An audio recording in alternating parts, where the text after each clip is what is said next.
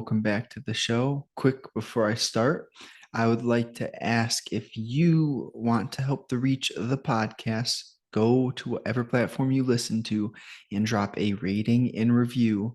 On Apple, you can scroll to the bottom of the episodes and write a review. And on Spotify, you could drop a star rating. I appreciate you. Thank you. And if you have any questions, topics, anything that you would like me to speak about, send me an email at egliskiscapital@protonmail.com. And before I get into this, I have three styles of episodes. Today's episode will be a solo podcast where I speak about something that is intriguing to me, essentially me ranting and expressing myself. I interview guests where me and a like-minded individual will talk about something that is of value to you. And third, once we get some questions and topics sent in via email, I'll do that type of episode where I'm answering anything that you guys want me to speak about. So today we're going to focus on the process of letting go and evolving and how powerful that is. So number one, it comes down to what direction are you headed? And a huge portion that determines where you're headed is the habits that you partake in. So it is a beneficial activity for you to grab a piece of paper and write down the habits that you do and if the habit benefits you or is it holding you back.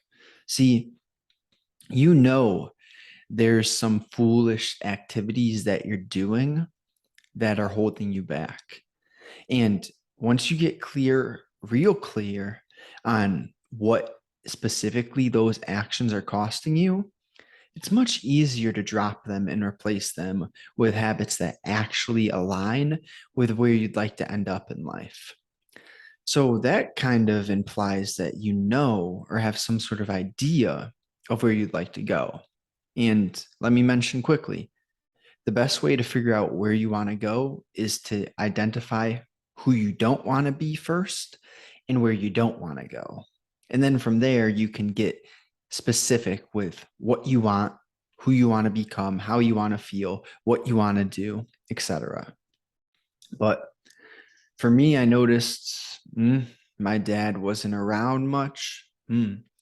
He was using substances often. So what am I not going to do? I'm not going to become a slave to substances. Quite simple. Took me a long time to really realize that. I didn't know what was going on. Point is, that was one of his habits. So let's move on because this is correlated tightly. Your habits and your environment make who you become. So who are you surrounding yourself with? Are you putting yourself in a situation that is risky on purpose? Not on purpose, that's not right. But are you consciously aware of the quality of the people that you spend time with? See, I loved my younger friends in high school because they were funny, made me laugh all the time. Once we got a bit older, I realized they're funny, they make me laugh, but they don't give a fuck about me. Like not one single fuck. And that came to compound throughout time. And I just got sick of being treated like I was worth nothing. So if your environment is treating you that way, I promise you, you're so much better off taking time in solitude, getting to know yourself, and learning how to enjoy your life in solitude. Now, I'm not saying don't have friends, don't make new friends. What I'm saying is the people who are holding you back, the people who don't make you feel good after you spend time with them, they can go. And guess what? Now you're aware of how you want to feel when you spend time with people, bing, bing, bing. Once you're aware of what you do want or what you don't want, everything becomes easier.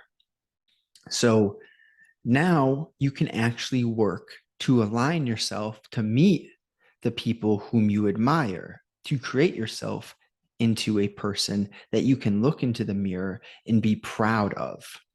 And then third, what's your target? If you want to get clear on the direction you're headed, you should have a target. And this is something Bruce Lee said, I believe. It's much better to have a high target and miss than to hit a low target. So aim high, set something that is so astronomically difficult to accomplish that you'll have to really commit and continuously exert effort over a long period of time to make this even somewhat of a reality. Aim high, you can do it, but it's going to take work. I'm not going to sugarcoat this for you. It's going to take work, adjustment, reflection, consistency, and faith. You need those aspects, or else you might as well take the easy route, which even the easy route's difficult. See, I like this saying. It's hard to be fat. It's hard to be ripped and jacked and athletic.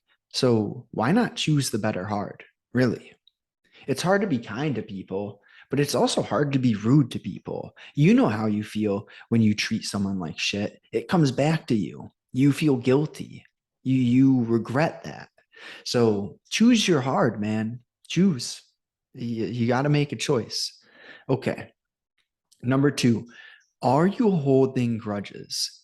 See, this reminds me of jealousy. You hold a grudge, it's not hurting them. The grudge is hurting you. You have limited energy, limited. So if you're exerting energy, thinking negative, pessimistic, bad thoughts upon another person, that's energy that could have been invested into creating yourself into a better, more optimistic, stronger, intelligent human. Instead, you're just sitting there wasting your limited energy. So with jealousy, does being jealous of a person hurt them or does it hurt you? It doesn't hurt them. It doesn't affect them at all. You're jealous of them. It's hurting you. So why don't you twist that and reframe it? See, jealousy can be a motivating feeling as well. That guy, he looks good. I want to look like that. I'm actually going to commit to changing my routines and getting to the gym more and working harder when I'm there, because I know that's the only way I'm going to get like that guy.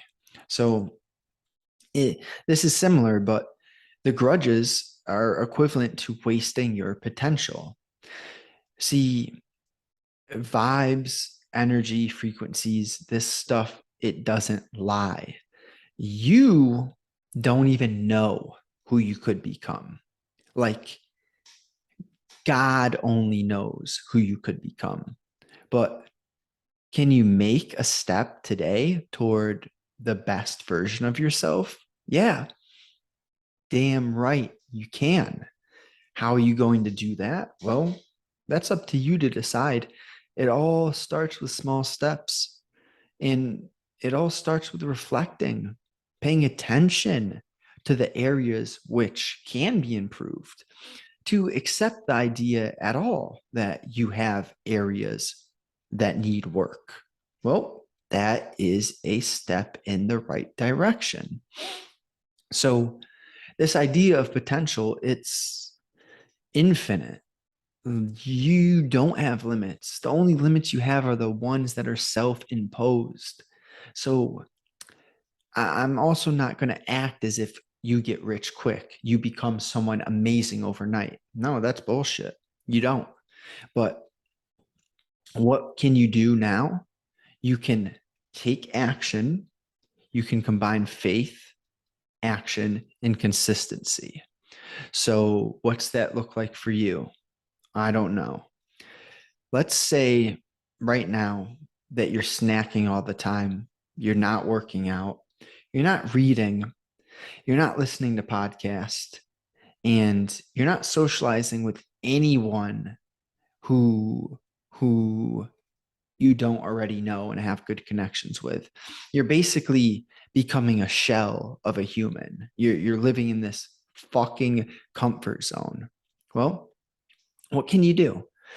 You could start reading 10 pages tomorrow, just 10 pages. It's not a lot.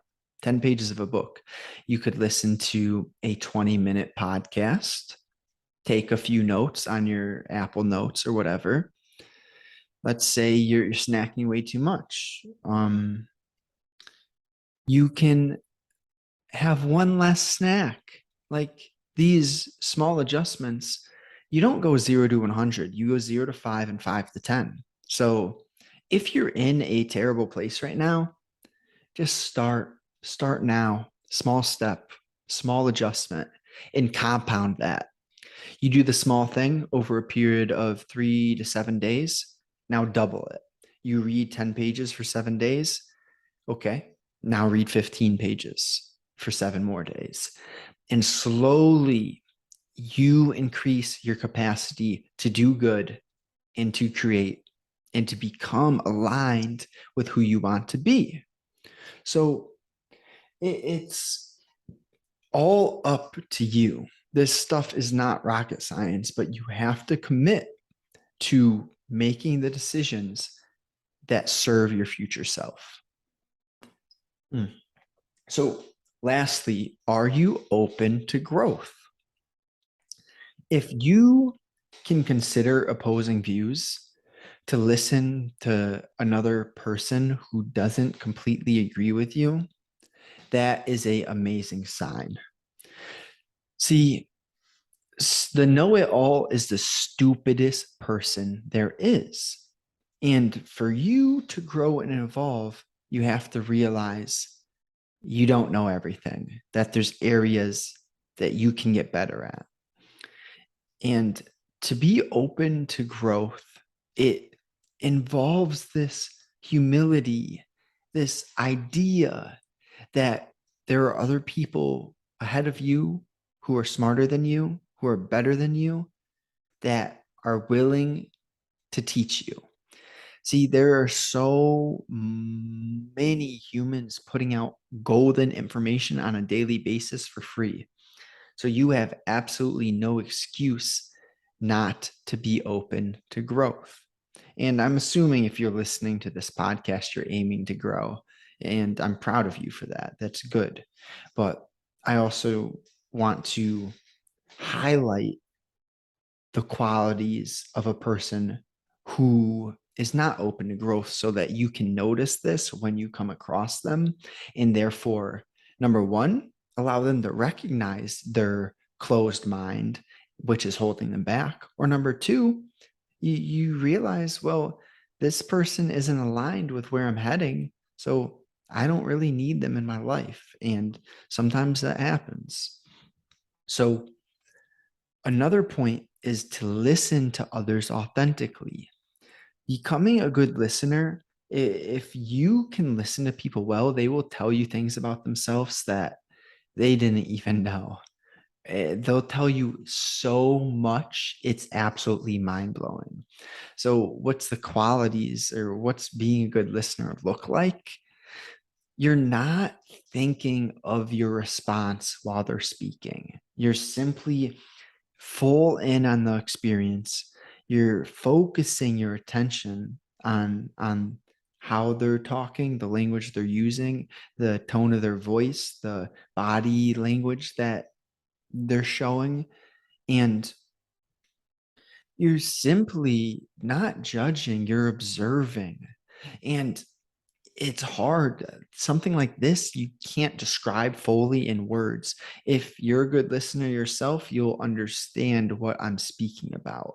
It's just this natural curiosity to hear about what the other person's feeling and what they're saying. And when you become a good listener, it's priceless. It really is. These soft skills, I think they're more than soft skills, they're fucking important skills. So, lastly, reflecting upon decisions and feelings. This correlates to growth because you don't grow if you're not aware of the fact that you can grow. So when you take time to reflect upon your choices, you are open to the idea that one of your choices might not have been the best. And I commend you for that because it's very, very difficult to look at yourself and realize, yeah, I did that and that was just not good. It's difficult. It's not easy, but it's beneficial. You reflect upon your choices and feelings. You can figure out what makes you feel the way that you want to feel consistently. See, there's a big difference between instant gratification and delaying gratification, from artificial dopamine and real dopamine.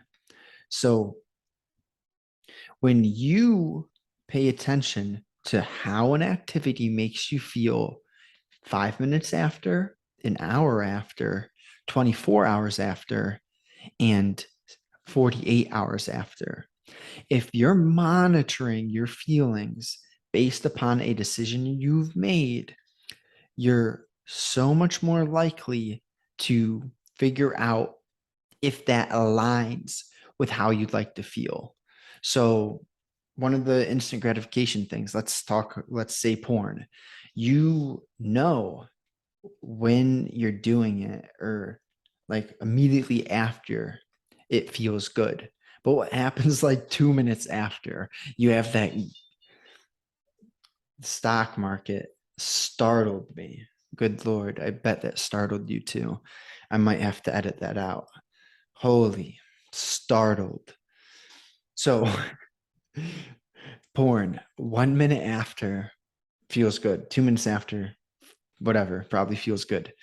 But then you get to like 5 minutes after, you're like, what did I do?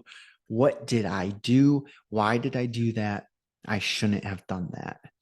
And then an hour later, 30 minutes later, you have no motivation to do jack shit because your dopamine system just got all that artificial dopamine. And now your molecule of pursuit is completely overran. Like you just got all that dopamine. You have no effort at all to pursue anything. So understanding the physiology of how a decision affects you, that helps. If this podcast was enjoyable, provided value, do me a favor, just share it with a friend, someone who's like-minded, who's open-minded, willing to grow. And I'll see you soon. Have a good day.